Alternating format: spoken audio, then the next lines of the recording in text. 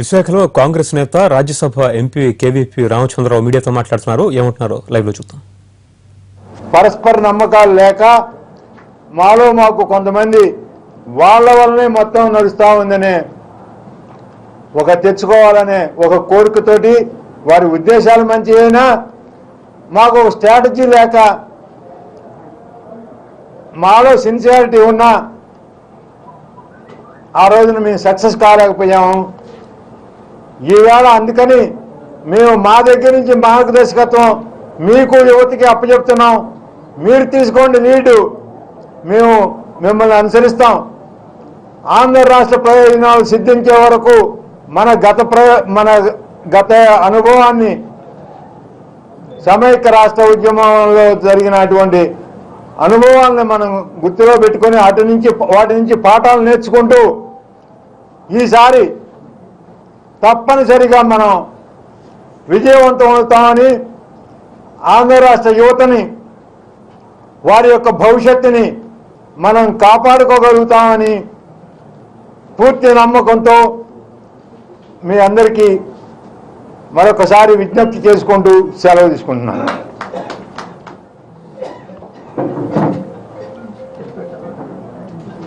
ఏమైనా క్వశ్చన్స్ అడుగుతారా?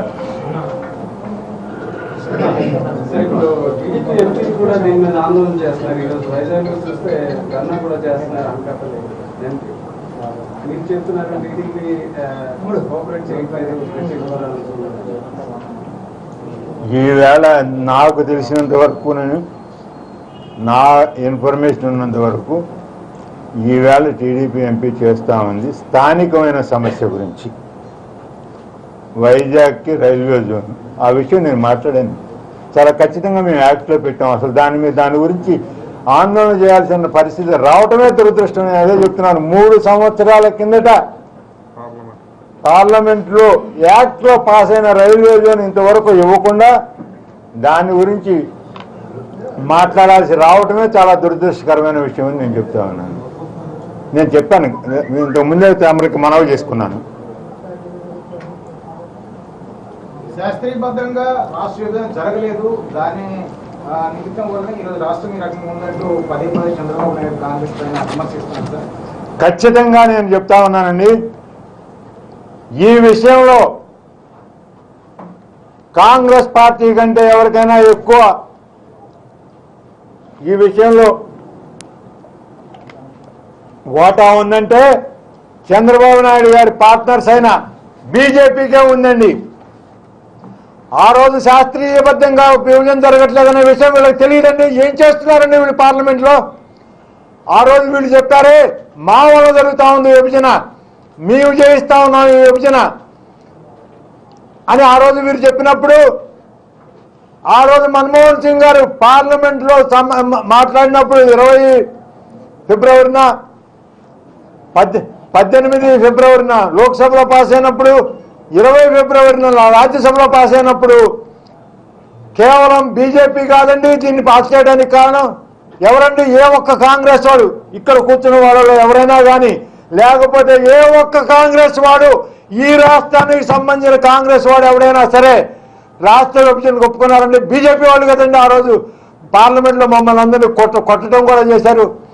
మా పార్లమెంట్ మేము జరగకుండా చేయాలనే ప్రయత్నాలు, మా విశ్వ ప్రయత్నాలు మేము చేస్తూ ఉంటే బీజేపీ కదండి ఆ రోజు స్పీకర్ దగ్గర నిలబడి స్పీకర్ దగ్గర మీటింగ్ పెట్టించి తర్వాత రాజ్యసభలో మేము రాబోతున్నాం, ఒకవేళ మీరు ఇవాళ పాస్ చేయకపోతే 2 నెలల్లో మేము అధికారంలోకి వస్తున్నాం, మేము వచ్చిన తర్వాత చేస్తాం, మేము ప్రధానమంత్రి గారు ఇచ్చిన వివరణలన్నిటితోటి మేము సంతృప్తి చెందాము, మా అమెండ్మెంట్స్ అన్ని మేము విత్డ్రా చేసుకుంటున్నాము అని ఈ అరుణ్ జైట్లీ గారు ఈ వెంకయ్యనాయుడు గారు చెప్పిన తర్వాత కదండి అది పాస్ అయింది. మీరు ఒక్క మాట ఆ రోజు అని ఉంటే ఆ రోజు ఆగిపోయిండేది కదా విభజన చట్టం. మాట్లాడితే కాంగ్రెస్ మీద అంటారు. ఏ విధమైన న్యాయం అండి ఇది? 2.5 సంవత్సరాలు అయిపోయింది కాంగ్రెస్ అధికారం వదిలిపోయి, ఇంకా కాంగ్రెస్ అంతా మానేసేయింది. ఇవాళ అధికారంలో ఉన్న వాళ్ళు వీళ్ళు చెప్పిన మాటలేవని అని వాళ్ళని అడగండి. మీరు చెప్పారు కదా ఆ రోజు పార్లమెంట్లో ఇట్లా మాట్లాడారు మీరు, ఆ రోజు తిరుపతి సమావేశంలో ఇట్లా మాట్లాడారు మీరు, ఆ రోజు వైజాగ్ సమావేశంలో మీరు ఇట్లా మాట్లాడారు. మీరు దాన్ని నిలబెట్టుకోవాల్సిన బాధ్యత మీది లేదా? మీ యొక్క మేనిఫెస్టోలో ఈ విధంగా పెట్టుకున్నారు, మీరు ఈ పబ్లిక్ మీటింగ్ లో ఈ విధంగా చెప్పారు, ఆంధ్ర ప్రజలను ఈ విధంగా మభ్యపెట్టారు అని ఆల్రెడీ 2.5 సంవత్సరాల నుంచి అధికారంలో ఊరేగుతున్న వాళ్ళని మీరు ఈ ప్రశ్న అడిగితే చాలా సమంజసంగా ఉంటుందని నా ఉద్దేశం. కాంగ్రెస్ బీజేపీ సమర్థించిన కాంగ్రెస్ వాళ్ళు ఒక పాలసీ లేకుండా క్లీన్ చేయడం వల్ల రోడ్డు మీద ఉన్నారు. అది మీరు గుర్తించడం. దానికే ఈ విభజన అంశంలో ఇవన్నీ పెట్టారండి. ఆంధ్ర రాష్ట్రానికి అన్యాయం జరగకూడదు అనే ఉద్దేశంతో విభజన చట్టంలో పెట్టినవన్నీ పెట్టి అవి ఆమోదింపజేసుకున్న తర్వాతే ఆంధ్ర రాష్ట్ర విభజన జరిగిందండి. వాటన్నిటిని ఇంప్లిమెంట్ చేయమని అడుగుతా ఉందండి.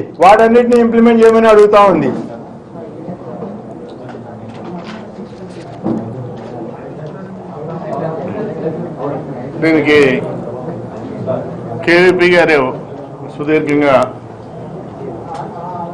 వ్యక్తపరిచారు వారి భావాలని. దీని కంటిన్యూషన్గా ఆంధ్ర రాష్ట్రంలో ఉన్న విద్యార్థి లోకానికి ఈ సందర్భంలో ఒక విజ్ఞప్తి చేస్తున్నాం. గడిచిన 60 సంవత్సరాలు హైదరాబాద్ రాజధాని నగరంగా సమైక్య ఆంధ్ర రాష్ట్రం ఏర్పడిన తర్వాత వచ్చిన ప్రతి మేజర్ పబ్లిక్ సెక్టర్ ఇండస్ట్రీ కానీ అప్పట్లో రాష్ట్ర విభజనకి కేవలం కాంగ్రెస్ పాత్ర కాదని బీజేపీ కూడా అత్యంత కీలక పాత్ర పోషించిందని అంటున్న కేవీపీ కాంగ్రెస్ అంటాం అనేసి అందరూ కలిసి ప్రత్యేక హోదా సాధించాలనేటువంటి స్టేట్మెంట్ చేస్తున్నారు. విశాఖ నుంచి కాంగ్రెస్